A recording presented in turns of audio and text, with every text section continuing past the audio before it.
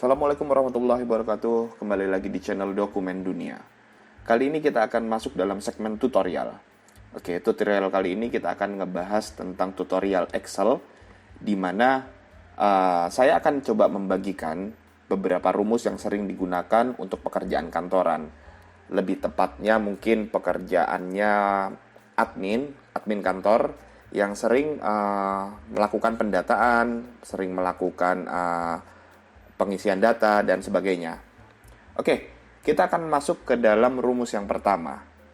Oke, kita masuk pada rumus yang pertama, yaitu rumus pemberian nomor. Oke, nomor ini ada di kolom D. Oke, biasanya kita melakukan penginputan atau penulisan nomor ini secara manual, itu mungkin akan memakan waktu yang cukup lama, atau mungkin adanya double input antara nomor yang satu dengan nomor yang lainnya. Nah, caranya seperti ini, kita gampang saja, kita hanya ketikkan sama dengan, kemudian di sini kita klik di kolom 1, yaitu D6, kemudian kita tambahkan 1, kemudian enter. Oke, di sini ada 2. Kemudian, bagaimana untuk angka-angka selanjutnya? Kita tarik saja dari angka 2 ini ke bawah. Oke. Totalnya semua ada 15 nomor. Oke, jadi tadi sudah ada rumus pertama, ada rumus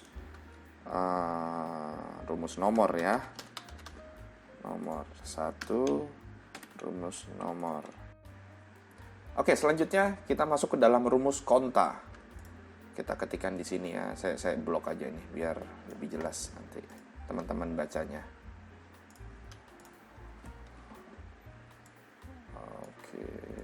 Nomor 2 adalah rumus konta. Apa sih rumus konta? Rumus konta itu adalah rumus di mana ingin melihat berapa jumlah kolom yang terisi dengan data-data yang ada atau angka-angka yang ada. Satu contoh misalkan ini saya copy dulu ya teman-teman. Saya copy dulu supaya nanti lebih gampang. Oke, misalkan saya hapus di sini. Misalkan di sini ada beberapa data yang kosong. Nah, teman-teman ingin tahu bagaimana sih caranya menghitung secara otomatis data-data di kolom penjualan mobil Agia ini yang sudah terisi. Oke, bagaimana caranya untuk menghitung konta? Kita ketikkan saja sama dengan, kemudian konta, buka kurung, tarik data dari G6 menuju G20 atau data yang ingin diambil atau data yang ingin dilihat berapa banyak yang terisi, kemudian tutup kurung, kemudian enter. Oke, ada 9. 9 ini artinya adalah ada 9 orang yang telah menjual mobil Agia selama bulan Januari ini. Nah, seperti itu caranya, teman-teman. Oke, kita next masuk ke rumus berikutnya. Oke, rumus selanjutnya adalah rumus sum. Oke, rumus sum ini biasanya digunakan untuk penjumlahan ya. Untuk penjumlahan, sebentar saya ambil datanya lagi yang tadi yang telah diganti. Oke. Nah, rumus penjumlahan ini biasanya digunakan untuk menghitung total dari semua data atau total dari semua angka yang ada di dalam data untuk dijumlahkan dalam jumlah hasil akhirnya. Caranya bagaimana? Caranya seperti ini. Kita dengan ketikkan saja di bawah sini aja ya. Di bawah sini kita kasih warna aja biar sedikit berbeda. Oke. Wah, sama dengan sum, buka kurung, tarik data yang ingin dijumlahkan. Berarti ini dari G6 ke G20, kemudian tutup kurung, lalu enter. Oke, jadi totalnya ada 194. Kemudian bagaimana untuk kolom-kolom yang di sampingnya ini, di mobil Avanza, Innova, Vios, dan Yaris ini, kita cukup tarik saja ke kanan. Oke, dari sini kita bisa melihat berapa banyak sih penjualan mobil yang paling laku selama bulan Januari. ternyata penjualan yang paling banyak selama bulan Januari adalah mobil Avanza. Jadi dari sum ini kita bisa melihat dengan cepat mana sih kendaraan-kendaraan atau mobil mana sih yang paling banyak terjual atau mobil mana sih yang paling sedikit penjualannya. Misalkan penjualan di mobil bulan Januari ini paling sedikit adalah mobil Vios, 68 mobil dalam satu bulan. Oke, rumus berikutnya adalah rumus average. Apa sih average ini? Average ini adalah kalau kita artikan dalam bahasa Indonesia rata-rata.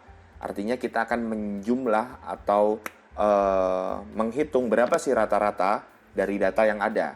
Pada contoh kasus ini kita akan hitung berapa sih jumlah rata-rata penjualan mobil untuk masing-masing sales dalam bulan Januari.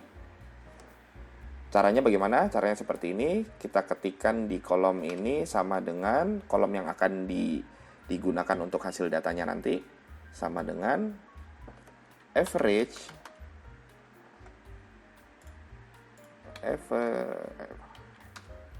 kemudian buka kurung, tarik data yang diinginkan untuk dihitung jumlahnya mulai dari mana sampai mana. Misalkan kalau Andi, untuk sales nomor 1 ini namanya Andi, kita tarik dari G6 ke K6. Kemudian jangan lupa tutup kurung. Setiap rumus kita harus ada tutup kurungnya ya. Kemudian kita enter. Oke, 6,8. Bagaimana untuk mobil-mobil atau bagaimana untuk sales-sales yang lain seperti Agus, Ayu, dan seterusnya? Kita gampang saja kita langsung tarik ke bawah. Nah, terlihat. Jadi artinya dari masing-masing sales ini penjualan rata-ratanya Andi adalah 6,8 mobil dalam bulan Januari. Kemudian misalkan Wahyu itu telah menjual rata-rata untuk bulan Januari kendaraannya 9,6 kendaraan. Kemudian contoh lagi Tono berarti dia menjual mobil dalam kurun waktu 1 bulan sebanyak 10,4 kendaraan. Oke, next kita masuk ke rumus berikutnya adalah rumus CONTIF. CONTIF atau kalau kita panjangin CONTIF. CONTIF, kita huruf besar saja kapital. CONTIF. Oke, CONTIF. Apa sih CONTIF ini? CONTIF ini adalah ingin menghitung jumlah atau banyaknya data yang memiliki nama yang sama. Misalkan kita sebut saja, misalkan contoh kasusnya adalah di jenis kelamin ini. Kita akan menghitung berapa banyak sih jumlah jenis kelamin laki-laki dan jumlah jenis kelamin perempuan di sini. Kalau laki-laki ini ditunjukkan dengan huruf L, perempuan ditunjukkan dengan huruf P. Caranya bagaimana? Caranya seperti ini. Kita tulis saja di sini laki-laki ya. Untuk membedakan saja laki-laki, perempuan. Oke, caranya bagaimana? Caranya kita ketikkan CONTIF seperti ini ya. Seperti ini CONTIF. Kemudian buka kurung. Kemudian tarik total data semuanya. Kemudian kita titik koma, tanda petik 2. Dan apa data yang mau kita cari pertama? Misalkan kita mau mencari pertama adalah L, laki-laki. Kita ketikkan L di sini. Petik 2 lagi. Kemudian tutup kurung. Lalu enter. Ada 9. Oke, bagaimana dengan yang perempuan? Yang perempuan sama caranya. Kita tinggal ketikkan sama dengan CONTIF.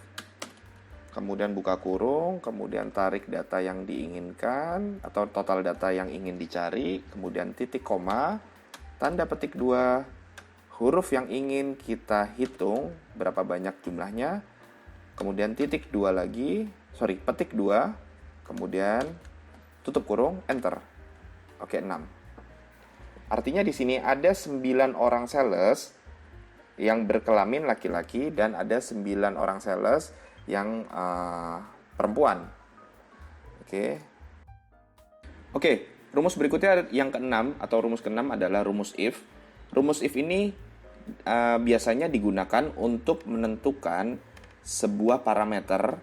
Misalkan contoh di sini kita tentukan saja, tadi sudah saya tulis di sini, dengan penjualan mobil rata-rata di atas 7, maka sales akan mendapatkan kenaikan gaji. Atau penjualan rata-rata di bawah 7, maka tidak akan mendapatkan kenaikan gaji. Di sini saya beri kodenya saja untuk nanti di rumus if-nya. Caranya bagaimana? Caranya seperti ini. Kita tuliskan sama dengan di kolom hasil ini. Kemudian if, buka kurung, kemudian kita ambil penjualan rata-rata karena kita ingin mengambil data dari rata-rata penjualan dari setiap setiap sales yang ada. Kita ambil di sini yaitu L6, kemudian lebih kecil atau boleh lebih kecil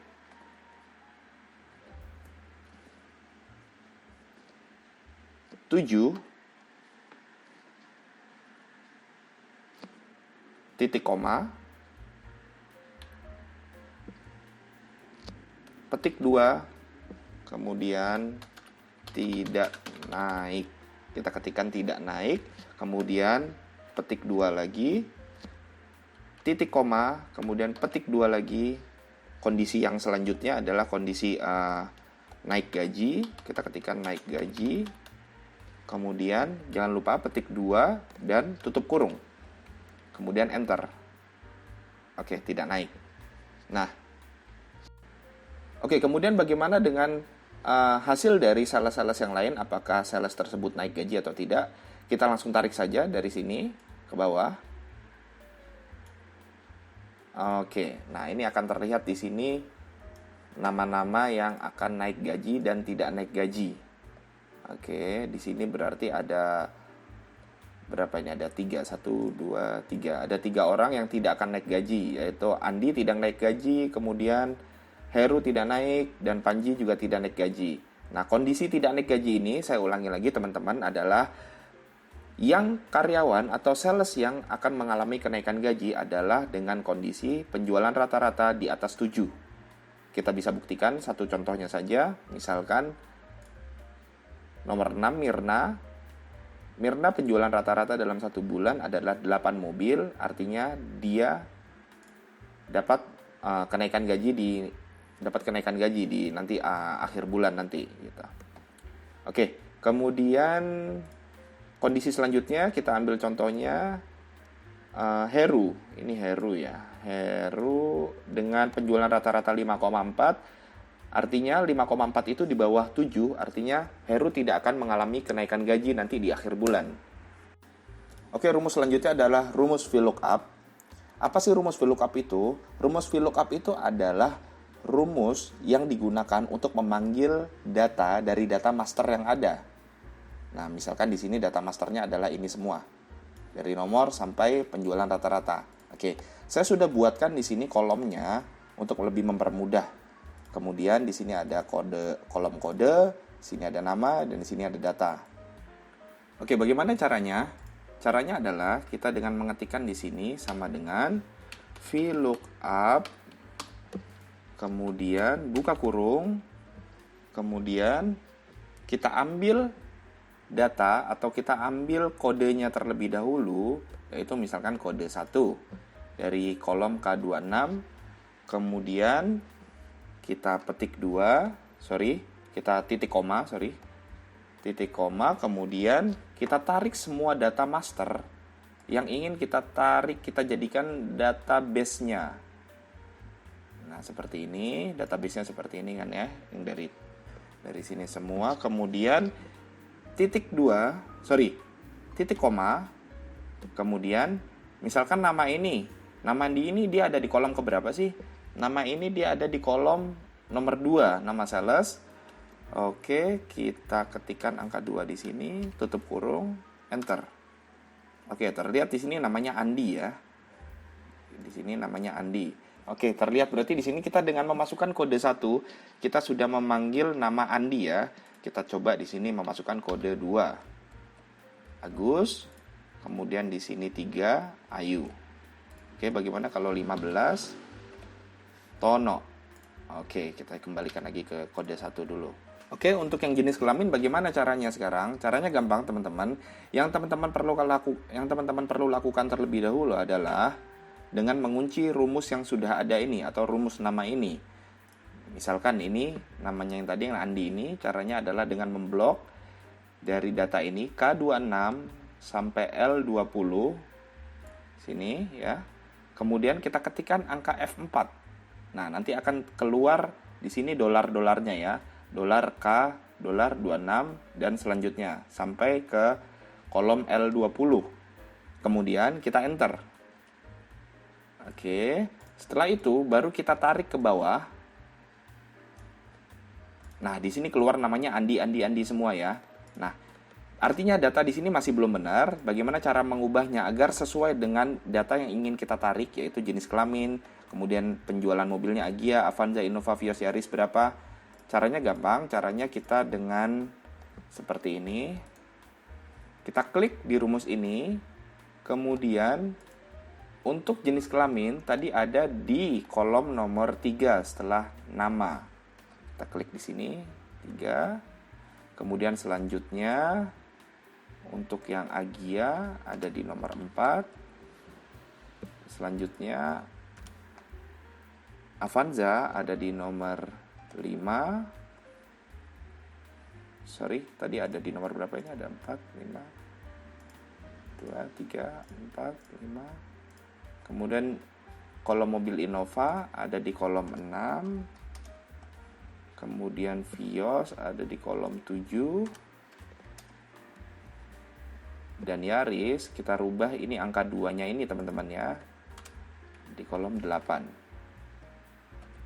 Oke, jadi teman-teman perlu merubah dari data yang awal tadi ini yang setelah kita kunci, yang teman-teman perlu rubah adalah angka 2 di belakang dari rumus yang sudah dikunci yang ada dolarnya ini.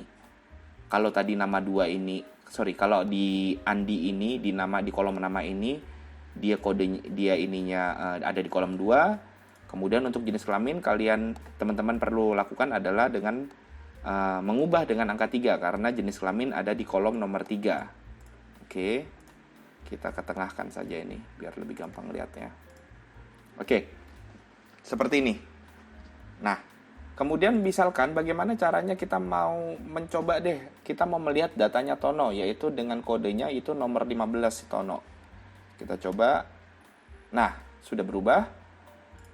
Tono, kode nomor 15, Tono, jenis kelaminnya laki-laki, penjualan mobil dalam bulan Januari dia 9, kemudian Avanza dia 19, Innova 10, kemudian Vios 2, kemudian Yaris 12. Sama ya teman-teman dengan data yang ini. Oke. Biasanya rumus VLOOKUP ini teman-teman gunakan untuk menghitung atau mengambil data dari data yang sangat banyak sekali untuk mempermudah pekerjaan teman-teman sekalian di kantor. Kemudian rumus yang selanjutnya teman-teman atau rumus terakhir adalah rumus HLOOKUP.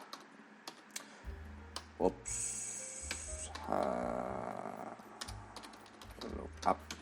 Oke, rumus HLOOKUP ini apa sih teman-teman? Rumus HLOOKUP ini berbeda dengan rumus yang sebelumnya.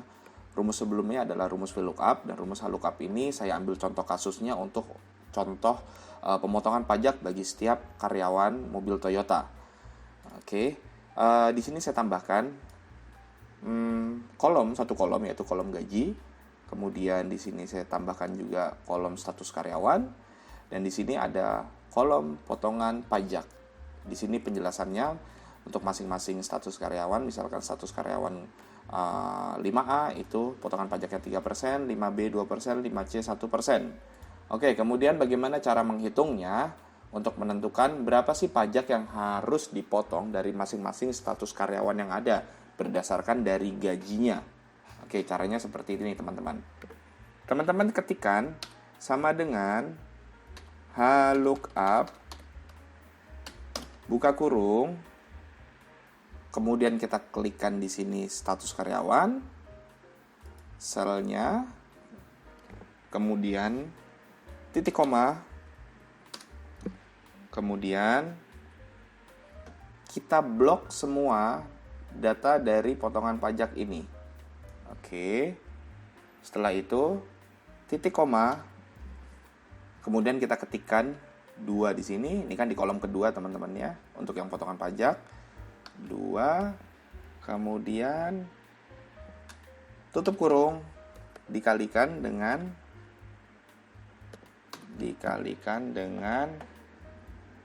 total gajinya. Kemudian enter. Nah, di sini 165.000 teman-teman ya. Jadi potongan pajaknya untuk Andi di bulan Januari ini adalah 165.000. Oke, bagaimana cara selanjutnya untuk nama-nama yang lainnya atau nama-nama sales yang lainnya ini untuk menghitung berapa sih jumlah pajak yang harus dikeluarkan atau yang harus dibayarkan atau yang harus dipotong? Caranya adalah kita harus mengunci terlebih dahulu data dari persentase pajak ini, yaitu ini dari sel R4 sampai T5. Oke, kita blok di sini ya. Kemudian kita ketikkan F4 yang nanti akan keluar angka dolar, akan keluar dengan tanda dolarnya. Kemudian kita klik enter. Oke, setelah itu bagaimana caranya? Kita tarik saja untuk semua karyawan ini sampai nomor 15. Nah, di sini terlihat ya teman-teman ya, sudah keluar berapa sih beban potongan pajak yang harus dikeluarkan untuk masing-masing karyawan sales mobil Toyota ini di bulan Januari. Untuk Andi ada 165.000, kemudian Ayu 45.000, kemudian Yulia nomor 14 ada 100.000. Dari rumus lookup ini teman-teman bisa mempercepat pekerjaan teman-teman sekalian di kantor untuk menghitung berapa sih persentase untuk kasus ini, misalkan pajak yang dikeluarkan oleh masing-masing karyawan. Nah, mungkin kasusnya nanti di kantor teman-teman sekalian atau dimanapun teman-teman berada mungkin akan berbeda, mungkin bisa menggunakan lookup untuk menghitung persentase dengan contoh kasus yang berbeda. Oke, sekian tutorial Excel untuk kali ini. Tadi ada 8 rumus ya. Pertama ada rumus nomor, rumus konta, rumus sum, rumus average, rumus countif, kemudian rumus if, rumus VLOOKUP, dan rumus HLOOKUP. Semoga teman-teman bisa menerapkan rumus ini di pekerjaan teman-teman sekalian. Semoga teman-teman semua bisa mengambil ilmu dari tutorial ini. Jika teman-teman suka dengan video ini, boleh di-like, boleh di-share, dan jangan lupa terus mendukung channel Dokumen Dunia dengan menekan tombol subscribe untuk terus dapat memberikan video-video yang bermanfaat untuk teman-teman sekalian. Assalamualaikum warahmatullahi wabarakatuh.